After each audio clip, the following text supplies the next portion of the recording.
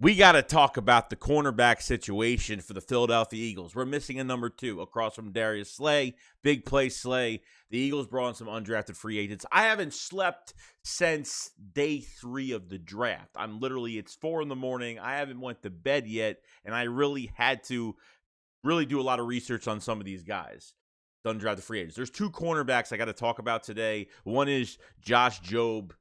From Alabama. Okay, he's a 5'11", 182, big frame. He had foot surgery in December, didn't make it to the SEC championship game. A 2-year starter in 2020 and 2021, 129 tackles, 3 interceptions, 19 pass deflections. Okay, he's a better man guy. Okay, he's a better man coverage guy than zone. He's great on special teams. He stays fluid within the hips of the receiver. He's very good. You don't really see separation from him too much on his coverage. He will, on the outside, he will, be physical with receivers and try to pin them into the sidelines for them not to get a catch. I mean, he's good at doing it. Like I said, special teams, he's a gunner. He plays really well at all positions. He can play safety. He can play, his range is really good. It's just amazing. So this was supposed to be a 4th round pick cornerback coming out of this draft. 4th round, which is kind of nuts. So I'm excited to see what Josh Jobe brings to the table. A lot of competition for the cornerbacks. And that's pretty much it for Josh Jobe. Next, probably my favorite one that everyone's going to be talking about, okay? It's going to be Mario Goodrich at 6 foot, 186 pounds. Mario Goodrich is an in-your-face corner. Just grit and always around the football. And when he gets the football in his hands, he is a playmaker. With the football in his hands in open space, he is just a monster. He ran a 4.440. Okay, good speed for him. He has really good backtrack speed. He gives really good run support.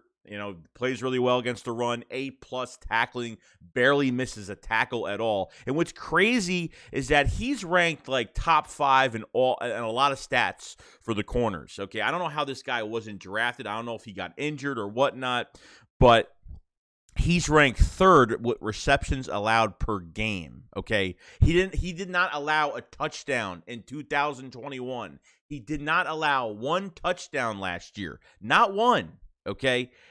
He allowed 1.1 yard per reception. It's crazy.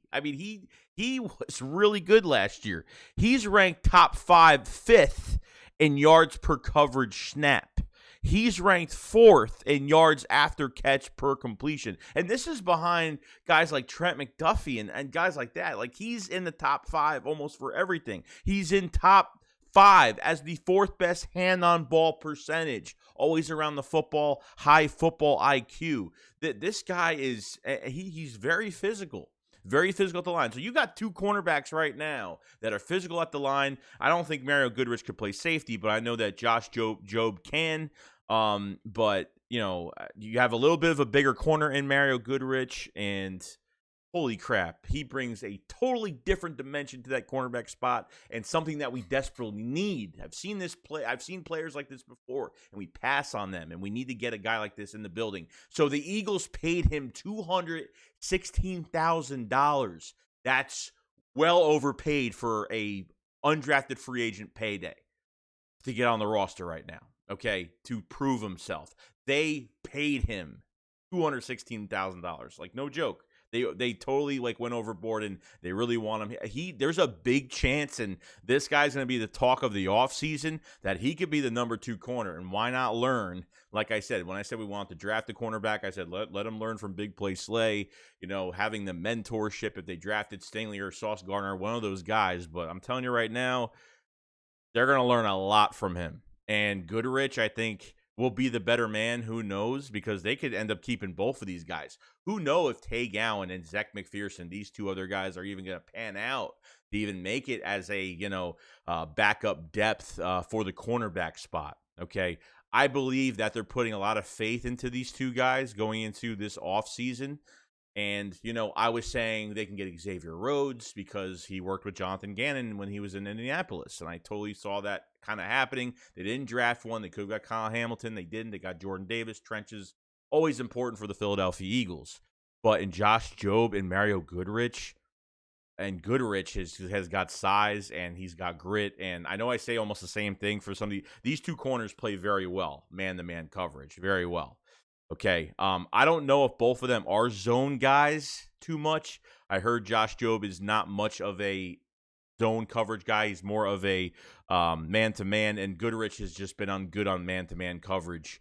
Didn't allow a touchdown last year either. So I understand that depends on, the conference, depends on who he's facing every single game. But from what I've seen so far, he's a playmaker, always gets his hands on the football. He literally, he's a top 5 player and always getting his hands on the football. So this guy could read the quarterback's eyes, is smart, high football IQ, knows his stuff. So I am over the grave for both of these guys, and that's why they paid this guy, Mario Goodrich. They paid him a lot of money because there is just like last year, they paid Jack Stahl at tight end a lot of money, and he's on the roster right now.